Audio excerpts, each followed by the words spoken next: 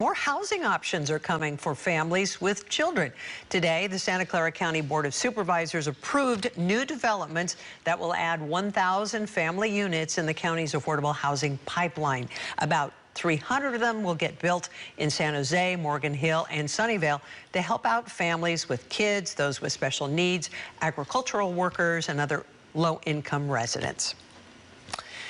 And there could also be more housing in San Francisco. I know a lot of people have been waiting for that, and that's because this afternoon the Board of Supervisors approved an ordinance that would allow small multi-unit buildings in areas where there were formerly single-family homes. KRON 4's Amanda Harry spoke with affordable housing advocates.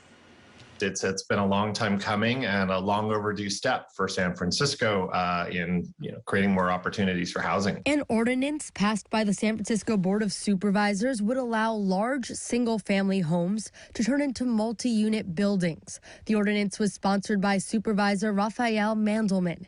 He says in a statement, quote, "The way much of San Francisco is zoned today makes it easier to flip existing housing into luxury monster homes than to build small apartment buildings for regular people.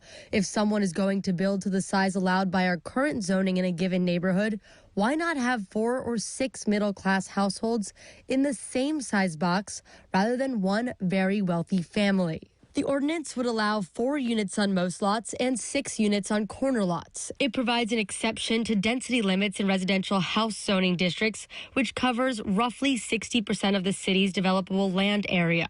Tom Radulovich, executive director of Livable City, a nonprofit that advocates for more affordable housing, says he's excited about the change. As demand is high for kind of more diverse types of housing, that we're allowed to continue incrementally creating it in the neighborhoods that have the things that we already need. He says people don't have to worry about major changes to their neighborhoods. It'll happen slowly. It's not going to change physically. I mean, one of the goals of this ordinance was to make sure that the new buildings are pretty much the same size and scale that you're used to. The ordinance says no rent-controlled units or current multifamily units would be removed to create these new units. He says he believes this change could positively impact people that already live in these areas. Having more neighbors around actually means, you get to enjoy the benefits of living in the city. You end up with walkable neighborhoods, new neighbors support, shops and services. The vote was the first of 2 required for the ordinance to be adopted.